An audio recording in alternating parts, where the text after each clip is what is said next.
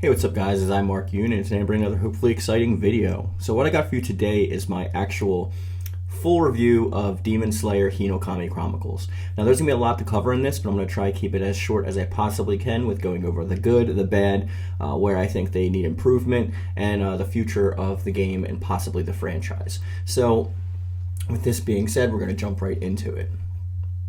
Now, I'm going to start off with just giving my brief overlay opinion thoughts on it, and then we'll get directly into the good.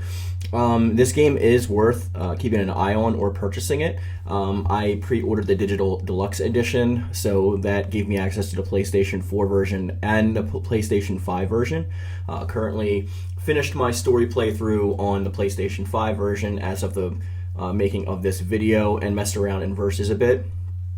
And in training. So I want to give my thoughts and opinions on the game thus far to help you make a more informed decision on whether or not this game is right for you to purchase or not. With that being said, let's get into it. So let's talk about the good first. CC2 always brings the stuff, especially when it comes to their outstanding performances in their cinematic department and their audio department, which I can't showcase any of the music in this video, as one of my live streams was blocked on YouTube by Aniplex for copyright infringement. And there was a warning that's issued to streamers and showcasing people. I did see this, the full review page of it.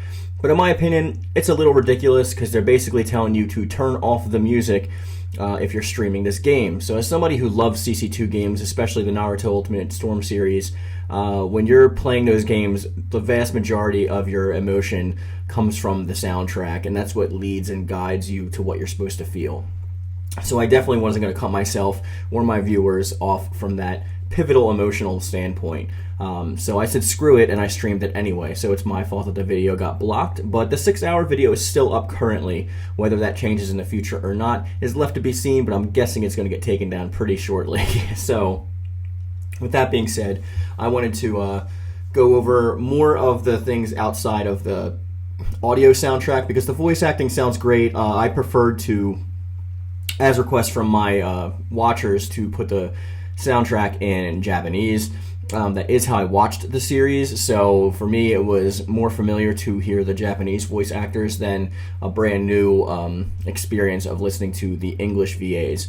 So that's how I experienced the game. How you do is up to you, and whatever you prefer, obviously go for that. So the visual department really brings the heat. It's really good. There's cutscenes that are very good. The ultimate attacks look stellar. The attack animations themselves in-game look amazing. My one complaint when it comes to this is that it seems like there was a lot more cinematic relevance in the Naruto Storm series, or even Dragon Ball Kakarot, in reference to the actual cinematics themselves. In this, you get a lot of standing around talking, or idle sitting and talking with limited movements, but the in-game traversal has a lot more quirks. I'm mainly talking about the house drum demon scene. Zenitsu is freaking out, and you can really see the emotion the character is emoting, and you really get a feel for the character, whether you hate him or love him in that aspect. So I do like that little physical touch. I just wish there was a little bit more here and there, but again, they're working with one season and a movie, so there wasn't like too much grounds to cover when it came to that. I did finish my story in about I'd like to say 7 hours-ish, and this was playing on stream. So I don't know whether that's a good thing to you or a bad thing. It does have some replayability because there are mission cards you unlock, and this is how you unlock in-game things such as profiles for your character profile, voiceovers the same way you did with the online fights in Naruto Storm 4, as well as additional costumes and just things of that ilk. Now, when we're going on for another thing that I actually do like, it's the overall presentation of the game. So when you're getting to the main menu, it's very bright, very vibrant, very colorful, and CC2 does a really good job of actually emulating whatever series that they're working on. So you really get a good feel of Demon Slayer when you're playing the game, and you especially get a good feel for the story overall. They have left some things out, as they usually do for time consumption and cutting down the narrative of their actual story, but it wasn't too much to be concerned with. They did also make a couple interesting choices just from a game standpoint, which I will talk about at the end, but I didn't sign an embargo, so screw you, Aniplex. I can talk about what I want. I'm not going to show your game footage, but I will talk about what I want. Also, when it comes down to the sheer awesomeness of what CC2 does, what CyberConnect brings to the table, is when you're actually traversing the menus and you're unlocking these cards. They've had a long time to perfect this with the Storm series, since the Ultimate Ninja series before the Storm series. The Storm series itself boasts 6 games, including the expansion and the 2 middle games, that being Generations and Revelations. Now, or Revolutions, I forget exactly what that second one was called. So they really did a good job, fantastically, in the presentation and the development and the animation of the characters in motion themselves, especially in battle. They look great. Cutscenes are great.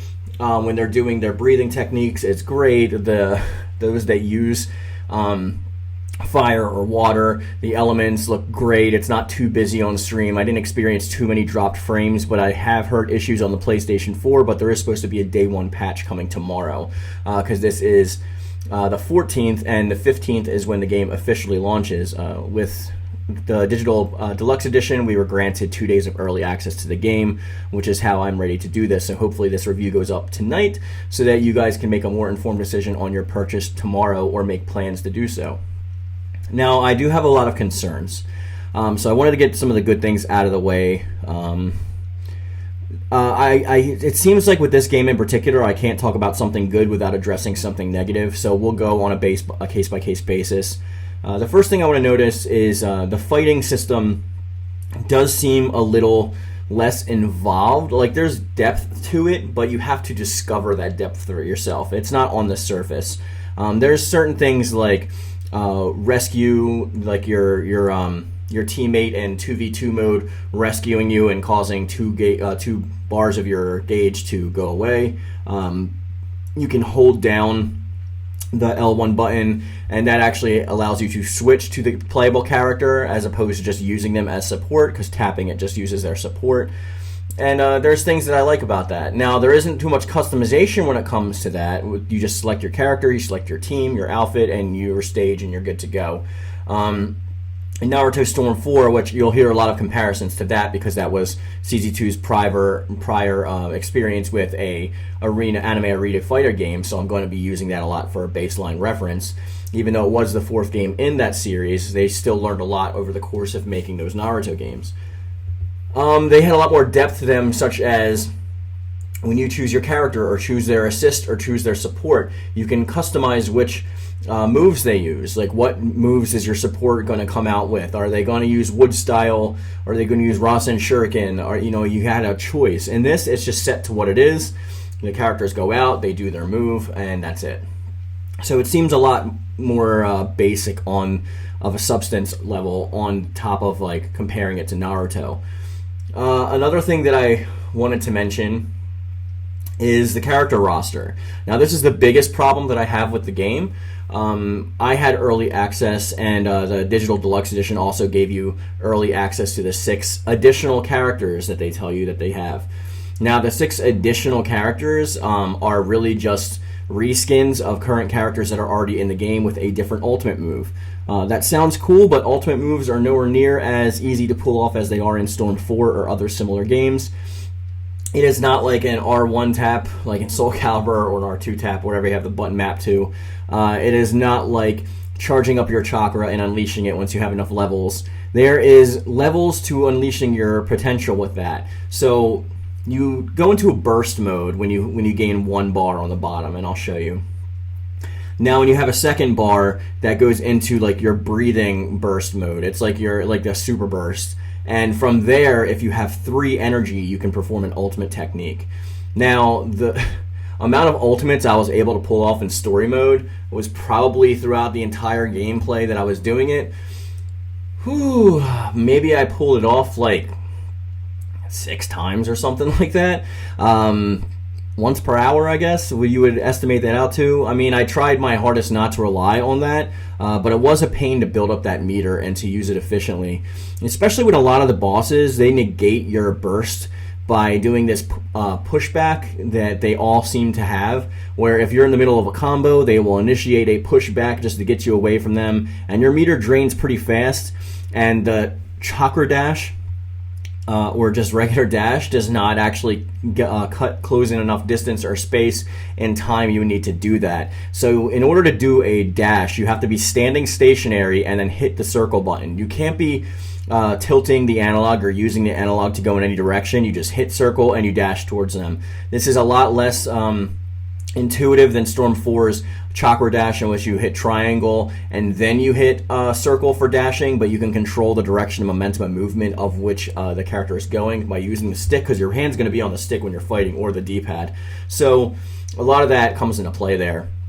Fights tend to be a little bit harder this time around because, as I've discovered so far, there is no healing items or any kind of items to recover stamina or health, or any offensive weapons or traps like there are in Naruto. There's just not. So when your health goes down, your health is just down. That's all there is to it. And the enemies do like to use cheap tactics, especially the bosses. That hand demon is not a good representation of some of the boss fights that are in the game at all.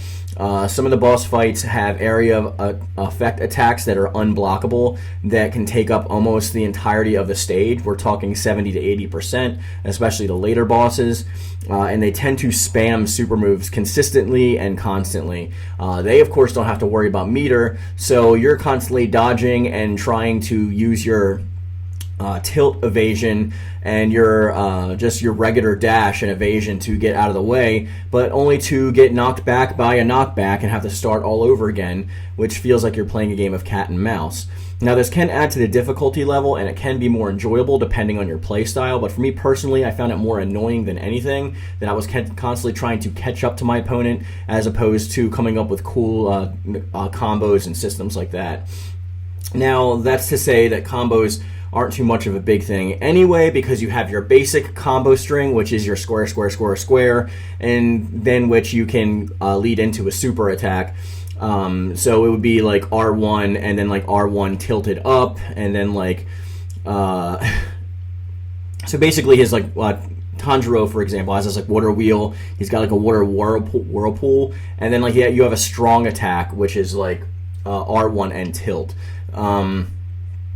Grabbing is also a little bit more difficult. You're not just pressing a combination of two buttons. What you actually have to do is hold block, which is R1, and then you press square while you're holding block. So you have to be completely stationary. There's no mobile grabs. There's no directional grabs like backward or forward. Each character has exactly one grab, and a lot of that is a little base, you know. It doesn't feel as intuitive or involved as it should be. But I don't want to talk too much about like the actual combat system, which does need some work and does feel a little limited. I wanted to move on next to the roster, which we were talking about before we got off on the tangent for moves. Now, those characters, like I said, the 6 additional characters, the school outfit characters, they're literally just copy and paste of the original characters with a different ultimate move. So they're a wasted spot, in my opinion. So we have a base roster that has 18 characters, and you're already dealing with 3 Tanjiros, you're dealing with 2 Nezukos, 2 Zenitsus, you just have multiples of every character, and they're exactly the same with a different ultimate move, which, talking about before, you're not going to be seeing that ultimate move as often as you would in a Naruto, for example, anyway, because it's very, very difficult and tedious to pull off. So doing that, and that being said, Naruto Storm 1, which came out like a long time ago, its base roster was pretty limited as well, but it was a much better base roster, much more robust. Granted, they were working with a much larger story that they had already worked with, but that game had a completely open world to explore. There was different modes, such as survival, which is another area this game suffers. And I feel like Aniplex definitely pushing the release of this to come out in sequentialness with, I don't even know if that's the word, sequentialness, in sequence with Season 2 of the anime, really held the game back, and it should have had a little more time to bake in the oven. I don't know why they're holding such secrets about like blocking the battle after Enmu or anything like that on the train anyway from Mugen Train, because the movie's been out. So if you've wanted to see it, you've seen it, barring any kind of like region locks or something like that. So I don't understand why there's so much secrecy behind it. Like these first 7 episodes of the anime of season 2 are going to be a mystery because they're based on the Mugen Train. It's literally just the Mugen Train with a little bit more added context and detail. Personally, I'm skipping that and starting with episode 8. That's me personally. So it's a little annoying that there's so much secrecy behind there.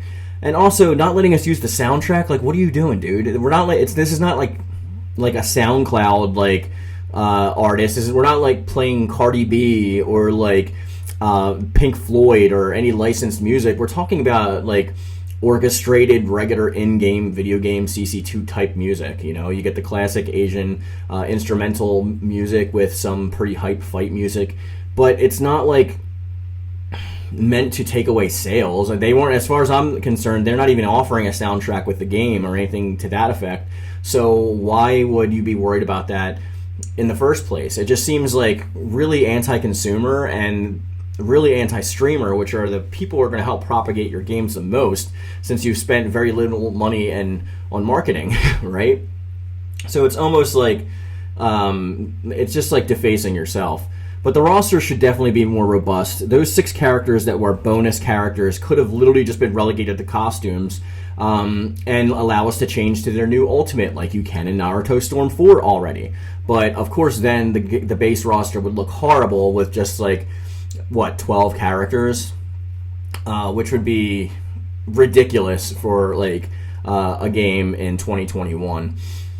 Another place that you feel Aniplex's forced grip on this production is the declusion of the demons.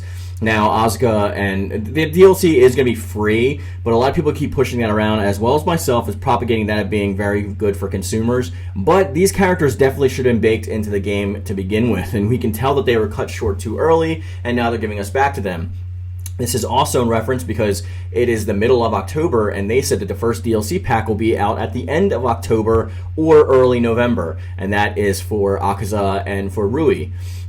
So why are we getting these characters so fast if they weren't already supposed to be baked into the game? It's clear that they were supposed to be there. This is not a situation like Soul Calibur, where Tira was not finished production yet, and they still needed to debug her when she was offered as a pre-order bonus, and she wasn't in the earliest builds of the game.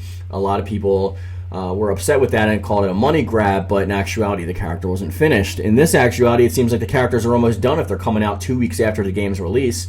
It's clear that they just wanted to push this out in time for the anime, and that really hurt the development cycle, and it's going to hurt the game in general. Because as limited as Naruto Storm 1 was, it had a lot to it.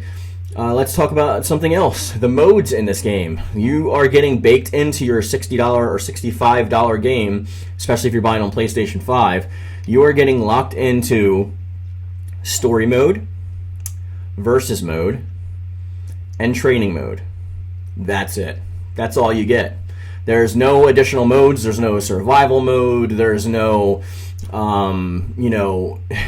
there's not really too much replay value of the story in and of itself, even though the layers and paths do expand a little bit. It's pretty linear overall, and them trying to tell the story is just that. For example, when you first go to the city and you meet Muzan, you are literally not interacting with the city or civilians at all in any capacity. You're just walking in a straight line, talking to a couple people along the way, and then you go around an alley and then you trigger the cutscene.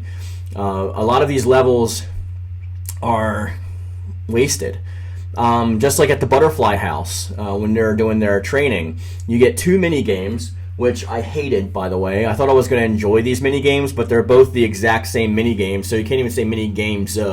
It's one pretty much game where you have to time in your attack buttons, so triangle on PlayStation anyway, so triangle, square, circle, and X, and you're pretty much playing Guitar Hero. So there's like these 4 dots, and they come in sequence at different speeds, and you have to hit them when they get into the circle. That's it. That's the entire thing. The entire rest of that arc, which is, yes, it does take up an entire chapter, is you literally just running around getting collectibles.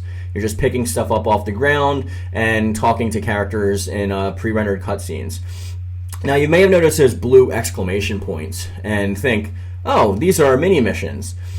These mini missions don't add anything of value to the game. So if you go up to them and you click on them and you talk to them, the mission's done. That's it.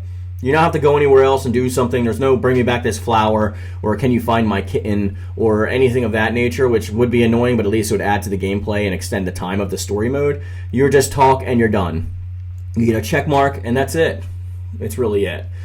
Each chapter has between, I think the most I've seen is like 4 battles, and the least I've seen is none, which is the butterfly house. There's no fights there whatsoever. There's just the 2 mini games, and that's it. Well, the 1 mini game repeated twice in a different context, I should say. So, I was so excited for this game, and the fighting is really fun.